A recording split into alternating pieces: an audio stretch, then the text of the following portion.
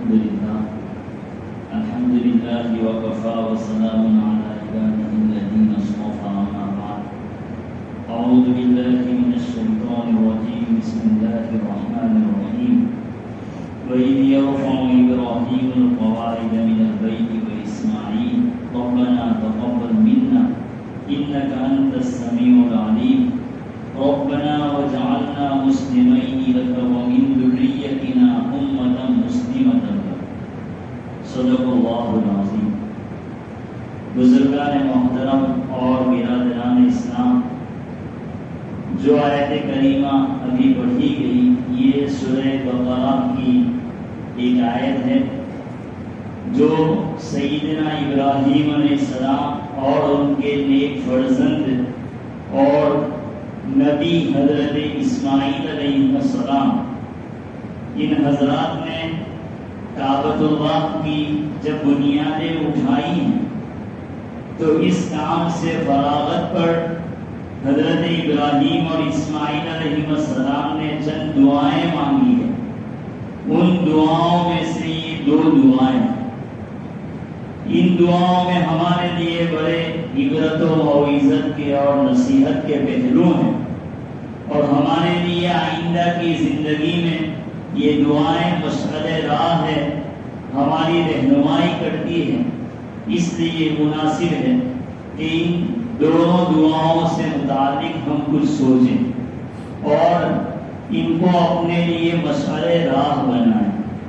سب سے پہلے حضرت ابراہیم علیہ السلام نے دعا مانگی کہ ربنا تقبل منا انک انت السمیع العلیم، یہ ہمارے پروردگار آپ اس خدمت کو ہماری طرف سے قبول فرما لیجیے، یقیناً آپ دعاؤں کے سننے والے اور دلوں کے اخلاص کو جاننے والے۔ سب سے پہلی دعا ہی حضرت ابراہیم علیہ السلام نے اتنے عظیم کارنامے کے انجام دینے پر مانگی، وہ قبولیت عمل کی دعا کہ کہیں حق تعالی شانہ اس عمل کو رد نہ فرما دے، منہ پر مار نہ دے۔ حالانکہ کتنا بڑا کارنامہ انجام دیا کہ وہ گھر جو حضرت آدم علیہ السلام کے ذریعے تعمیر ہوا، حضرت آدم علیہ السلام نے جس کے حج کیے، ان اول بیت وضع للناس الذی ببکہ، سب سے پہلا گھر جو لوگوں کی عبادت کے لیے مقرر کیا گیا وہ مکان ہے جو مکہ کے اندر ہے، یعنی بیت اللہ۔ تو حضرت آدم علیہ السلام نے اس کے حج کی، پھر وہ مکان حوادثات کا شکار ہو گیا اور اس کی تعمیر اٹھا لی گئی، اس کی بنیادوں کو برساتی نالے نے اس پر مٹیاں جما لی اور اس کی وجہ سے اس کی بنیادیں چھپ گئی تھی۔ جب قبیلہ بنو جرہم وہاں آباد ہوا، حضرت اسماعیل علیہ السلام جوان ہوئے، ادھر حضرت ابراہیم علیہ السلام شام میں مقیم ہیں، وہاں پر اللہ تعالیٰ کی طرف سے حکم ملتا ہے کہ جاؤ اور میرے گھر کی بنیادوں کو اٹھاؤ۔ ادھر آتے ہیں، حضرت اسماعیل علیہ السلام کے ساتھ ہو کر اس کی بنیادوں کو اٹھاتے ہیں۔ اتنا بڑا کارنامہ حضرت ابراہیم و اسماعیل علیہ السلام نے انجام دیا کہ جو رہتی دنیا تک لوگوں کے لیے یادگار رہے گا، جس کے ارد گرد مسلمان طواف کے چکر لگاتے رہیں گے، اور اس کو قرآن مجید نے پوری کائنات کے قیام کا ذریعہ بنانے۔ جعل اللہ الکعبۃ البیت الحرام قیاما للناس، کعبۃ اللہ جب تک قائم ہے وہاں تک یہ دنیا قائم رہے۔ جہاں کعبۃ اللہ ڈھا دیا جائے گا نعوذ باللہ، اور کوئی ظالم بادشاہ اس کو مٹا دے گا، اس کے بعد کسی کی ہمت نہیں ہوگی۔ یہ بات مفتی سعید صاحب رحمۃ اللہ علیہ نے ذکر کی ہے۔ تو ایک وقت تک لوگ اس جگہ کا طواف کرتے رہیں گے اور اس کی طرف رخ کر کے نماز بھی پڑھتے رہیں گے، لیکن آہستہ آہستہ لوگوں کے ذہنوں سے لوگوں کے دماغ سے اس مکان کی نشان اور اس کی جگہ اوجھل ہو جائے گی، اور آہستہ آہستہ حج، نماز وغیرہ کا سلسلہ رک جائے گا، اور وہ مرحلہ آ جائے گا اس کائنات پر کہ ایک بھی اللہ اللہ کہنے والا باقی نہیں رہے گا، اور اللہ تبارک و تعالی اس دنیا کو ختم فرما دے۔ تو جو پوری کائنات کے لیے قیام کا ذریعہ، اس کی بنیادوں کو اٹھا رہے ہیں، لیکن اتنی بڑی خدمت انجام دینے کے بعد دل میں دھڑکا لگا ہوا ہے کہ کہیں اللہ تعالیٰ اس کو رد نہ فرما دے، تو سب سے پہلے دعا مانگی، ربنا تقبل منا، یہ ہمارے پروردگار اس خدمت کو ہماری جانب سے قبول فرما دیجیے۔ اللہ تبارک و تعالیٰ نے قرآن مجید میں نیک لوگوں کا یہی وصف بیان کیا ہے کہ وہ عبادات انجام دینے کے بعد اتراتے نہیں ہیں، بلکہ عبادات انجام دینے کے بعد بھی وہ استغفار کرتے ہیں۔ کانوا قلیلا من اللیل ما یہجعون، وہ رات میں بہت کم سوتے ہیں۔ متقیوں کے اوصاف قرآن مجید میں اللہ تعالیٰ نے بیان کیے کہ رات کو بہت کم سوتے ہیں، گویا رات کا اکثر حصہ اللہ کے سامنے کھڑے رہ کر اور مختلف عبادات میں گزارتے ہیں، پھر صبح میں اتراتے نہیں ہیں، اپنی عبادتوں پر ناز نہیں کرتے، بلکہ فرمایا کہ وَبِالْأَسْحَارِ هُمْ يَسْتَغْفِرُونَ، اور صبح استغفار کرتے ہیں کہ کہیں ہماری رات کی ان کی ہوئی عبادتوں کو حق تعالی شانہ کے یہاں شرف قبولیت حاصل نہ ہو اور واپس نہ کر دی جائے۔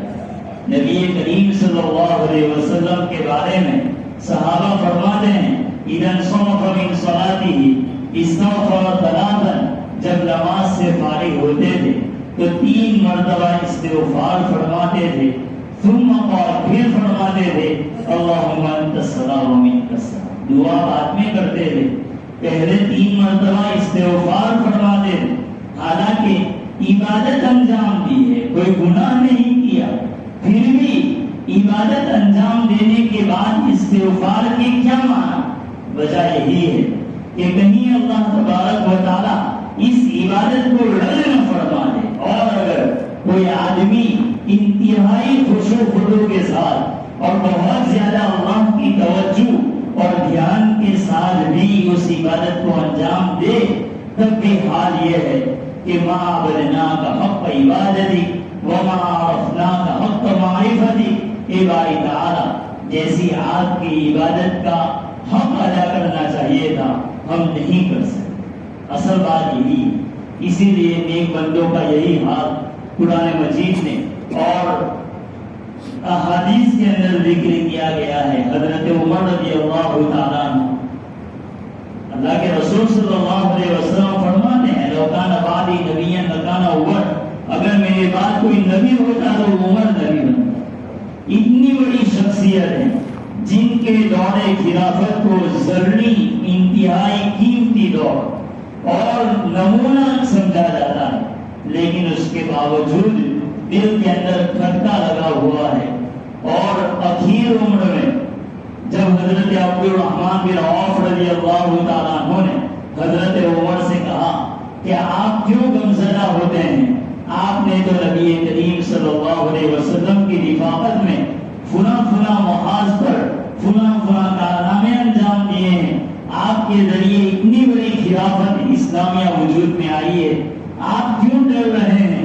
فرمایا کہ اگر حق تعالی شانہ میں ان خدمات کے بدلے میں میرے گناہوں کو معاف کر دے، یعنی میری ان خدمات پر نہ مجھے ثواب ملے اور میرے گناہوں کی پکڑ نہ ہو، میں تو اس پر ہی راضی ہوں کہ نہ ثواب ملے اور نہ اللہ تعالیٰ میری پکڑ فرمائے۔ اسی لیے فرماتے تھے کہ مجھے ڈر ہے کہ اگر دجلہ کے کنارے پر بھی کوئی کتا پیاسا مر جائے تو کہیں کل قیامت کے دن حق تعالی شانہ میری پکڑ نہ فرما دے کہ تیرے ہوتے ہوئے تیری خلافت میں وہ کتا پیاسا مر جائے۔ حالانکہ 1500-1600 کلومیٹر کا فاصلہ ہے، لیکن اس کے باوجود رعایا سے متعلق اور اپنے ماتحت مخلوقات سے متعلق اس قدر فکر.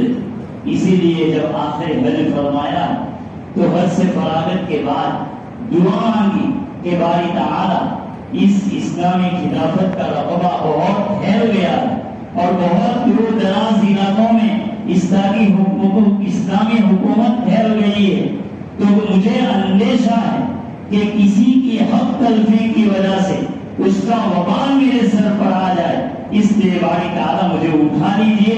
نتیجہ یہی ہوا کہ دوسرے ہی ساتھ آپ کی وفات ہوئی. بہرحال یہ اللہ والوں کا حال ذکر کیا ہے. مولانا یاس صاحب رحمۃ اللہ علیہ، ان کے بارے میں مفتی شفیع صاحب رحمۃ اللہ علیہ نے ذکر کیا. جب آخری لمحات تھے مفتی شفیع صاحب رحمۃ اللہ علیہ عیادت کے لیے جب پہنچے تو وہ غمزدہ تھے. حضرت مفتی صاحب نے فرمایا کہ آپ کے ذریعے اللہ تعالیٰ نے کتنی بڑی خیر وجود میں اللہ تعالیٰ وجود میں لائے ہیں، اور آپ کا یہ شروع کیا ہوا کام اس نہج پر پوری دنیا کے اندر پھیل رہا ہے، آپ غمزدہ کیوں ہوتے ہیں؟ فرمایا مجھے ڈر ہے کہ کہیں یہ استدراج اور اللہ کی طرف سے بھیڑ کا معاملہ ہے. یہ اللہ والوں کا حال ہے. حضرت ابراہیم اور اسماعیل علیہ السلام دعا کر رہے ہیں ربنا تقبل منا انک انت السمیع العلیم. یہ ہمارے پروردگار اس خدمت کو ہماری طرف سے قبول کر لیجیے. آج ہم 4 نماز پڑھ کر دوسروں کو کافر سمجھنے لگتے ہیں. اگر ایک کوئی خیرات کا کام کر لیا تو موقع اس خیرات کے کام کو ہم لوگوں کے سامنے ذکر کرتے رہتے ہیں اور مجلسوں میں اس کا چرچا کرتے رہتے ہیں. قرآن کریم کی آیت اور ان 2 مقدس بزرگوں کی دعا ہمیں اس بات کی تعلیم دیتی ہے کہ ہم بڑی سے بڑی کوئی دینی خدمت انجام دیں، ہرگز اس کو اپنا کمال نہ سمجھے، بلکہ اللہ کی توفیق سے وہ عمل ہوا. اللہ تبارک و تعالیٰ سے اس کی قبولیت کی دعائیں کرتے رہنا چاہیے. اور پھر آگے دوسری دعا آپ نے مانگی ربنا وجعلنا مسلمین لک. اے ہمارے پروردگار ہم دونوں کو اپنا فرما بردار بنا، ومن ذریتنا امۃ مسلمۃ لک. اور صرف ہم 2 کو نہیں بلکہ ہماری اولاد میں بھی فرما بردار امت پیدا فرما. اللہ کے نیک بندوں کا یہی حال ہوتا کہ وہ اپنے ساتھ ساتھ اپنے ماتحتوں کے دین کی، ان کے ایمان کی فکر کرتے رہتے ہیں، اور کہیں وہ اس دنیا سے بے دینی کی حالت میں اور ایمان سے نعوذ باللہ ہاتھ دھونے کی حالت میں اس دنیا سے رخصت نہ ہو، اس بات کا ان کو ہر وقت فکر لاحق رہتا ہے. اسی وجہ سے آپ دیکھ لیجئے قرآن مجید میں انبیاء علیہ السلام کا حال ذکر کیا. حضرت حسن بصری رحمۃ اللہ علیہ اور ابن ابی ملیکہ رحمۃ اللہ علیہ کبار تابعین میں سے ہیں. فرماتے ہیں کہ ہم نے 30 سے 40 کبار صحابہ کو لے، بڑے بڑے صحابہ، ہر صحابی اپنے بارے میں نفاق سے ڈر رہا تھا کہ کہیں نفاق میں مبتلا نہ ہو. مشہور ہے حضرت عمر رضی اللہ تعالیٰ عنہ، حضرت حذیفہ رضی اللہ تعالیٰ عنہ سے جو صاحب سر رسول کہے جاتے ہیں، نبی کریم صلی اللہ علیہ وسلم نے منافقوں کی فہرست ان کو عطا فرما دی تھی. ان سے پوچھتے رہتے تھے کہ اے حذیفہ کہیں میرا نام بھی منافقوں میں تو نہیں؟ اللہ تعالیٰ نے قرآن مجید میں اپنے نیک بندوں کی، انبیاء علیہ السلام کا حال ذکر کیا ہے کہ وہ اپنے ماتحتوں کے بارے میں کس قدر فکر مند رہتے تھے. اسی لیے یہی حضرت ابراہیم علیہ السلام ان کی ایک دعا کعبۃ اللہ کی بنیادوں کو اٹھاتے وقت، بلکہ اس سے پہلے جب حضرت اسماعیل اور حضرت حاجرہ علیہ السلام کو وہاں آباد کیا ہے، وہاں چھوڑ کر جا رہے ہیں، اس وقت جو دعائیں مانگی ہے ان سے دور جا کر اس میں بنیادی دعا جو سب سے پہلے حضرت ابراہیم علیہ السلام نے مانگی وَاجْنُبْنِي وَبَنِيَّ نَعْبُدَ الْأَصْنَامَ. اے میرے پروردگار مجھے اور میری اولاد کو بتوں کی پوجا سے بچا دے. آج اگر کوئی آدمی 2 نمازیں پڑھ لے اس کے دل میں بھی یہ خیال نہیں آ سکتا کہ میں اور میری اولاد بت پرستی میں مبتلا ہو جائے. ہم اتنے مطمئن ہیں اور یہ نبی ہیں اور صرف جب دوسرے انبیاء کی طرح نہیں, انبیاء میں بھی اللہ تبارک و تعالیٰ نے درجات رکھے ہیں. تلک الرسل فضلنا بعضهم علی بعض, ان میں حضرت ابراہیم علیہ السلام ایک بہت بڑا مقام رکھتے ہیں. ان کو ابو الانبیاء کہا جاتا ہے, انبیاء کے بعد ان کو قدوۃ الانبیاء کہا جاتا ہے. انبیاء کے پیشوا ہیں جن کو اللہ تبارک و تعالیٰ نے اپنا خلیل بنایا. واتخذ اللہ ابراہیم خلیلا. لیکن حال یہ ہے کہ جو دعا مانگی, تعجب کی بات ہے کہ اپنے بارے میں اور اپنی اولاد کے بارے میں دعا اس بات کی مانگ رہے ہیں کہ باری تعالیٰ کہیں میں اور میری اولاد بت پرستی میں مبتلا. کتنی ہمارے لیے عبرت اور نصیحت کی بات ہو سکتی ہے کہ ہم اپنے بارے میں اور اپنی اولاد کے بارے میں کس اہتمام کے ساتھ اس دعا کو ہمیں مانگنا چاہیے. حضرت یعقوب علیہ السلام یہ خود نبی ہیں, ان کے والد اسحاق علیہ السلام نبی ہیں, دادا ابراہیم علیہ السلام نبی ہیں, اور چچا اسماعیل علیہ السلام نبی ہیں, بیٹے یوسف علیہ السلام نبی ہیں. پورا گھرانہ انبیاء سے بڑا ہوا.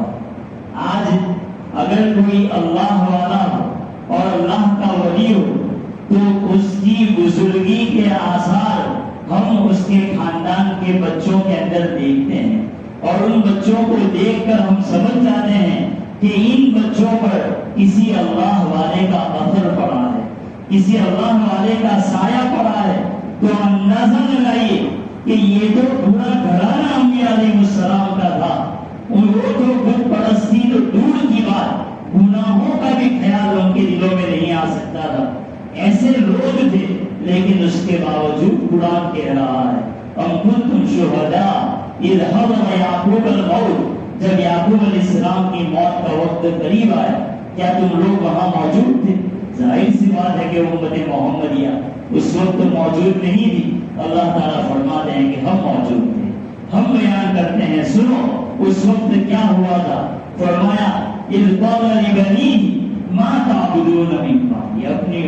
اپنی اولاد سے, اپنے بچوں سے پوچھ رہے ہیں کہ اے میرے بیٹو بتاؤ میرے بعد تم کس کی عبادت کرو. جب بچوں نے اطمینان دلایا کہ جب بدان آپ کیسی بات کر رہے ہیں, نعبد الہ و الہ آبائک ابراہیم و اسماعیل و اسحاق الہ واحد, ہم آپ کے معبود کی عبادت کریں گے, آپ کے آبا و اجداد کے معبود کی عبادت کریں گے, تب جا کر ان کو چین کی موت. حضرت یوسف علیہ السلام ان کے بارے میں قرآن کہہ رہا ہے کہ فاطر السماوات والارض, اخیر عمر میں یہ دعا مانگ رہے ہیں فاطر السماوات والارض, یہ آسمان و زمین کے پیدا کرنے والے, انت ولی فی الدنیا والآخرہ, دنیا آخرت میں تو ہی میرا کارساز ہے. توفنی مسلمہ والحقنی بالصالحین. کتنی عجیب دعا حضرت یوسف علیہ السلام نے مانگی کہ باری تعالیٰ مسلمان ہونے کی حالت میں مجھے موت دینا اور نیک لوگوں میں مجھے شامل کر. یہ لوگ کتنے فکر مند تھے. حضرت ام سلمہ رضی اللہ تعالیٰ عنہ فرماتی, ایک صاحب نے پوچھا کہ اللہ کے رسول صلی اللہ علیہ وسلم جب آپ کے یہاں ہوتے تھے تو کس چیز کی زیادہ دعا مانگتے تھے؟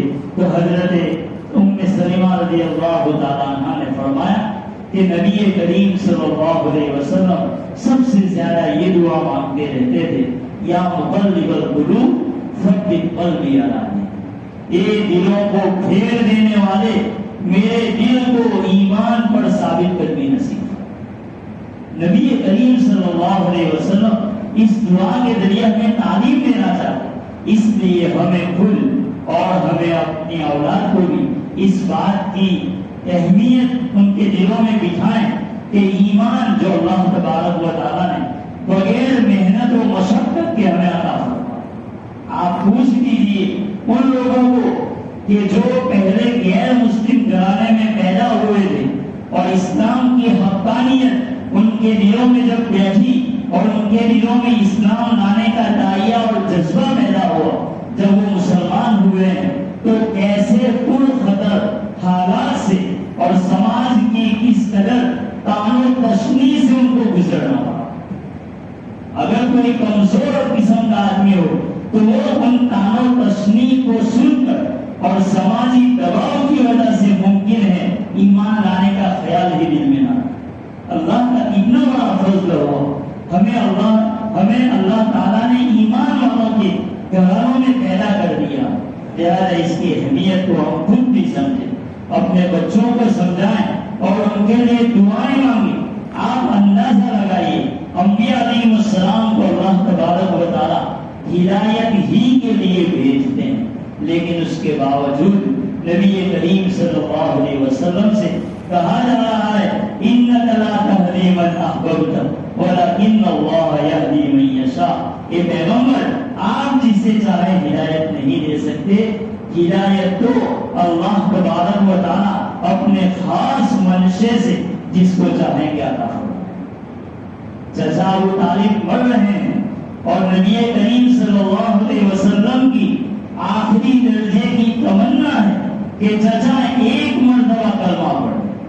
وہاں ابو جہل اور عبداللہ بن ابی امیہ وہاں موجود ہیں، حضور صلی اللہ علیہ وسلم کے جو پھوپھیزاد بھائی ہیں، تو وہ لوگ وہاں موجود ہیں۔ نبی کریم صلی اللہ علیہ وسلم نے اپنے چچا سے آخری لمحات میں کہا کہ قل لا الہ الا اللہ کلمۃ احاج لک بہا عند اللہ۔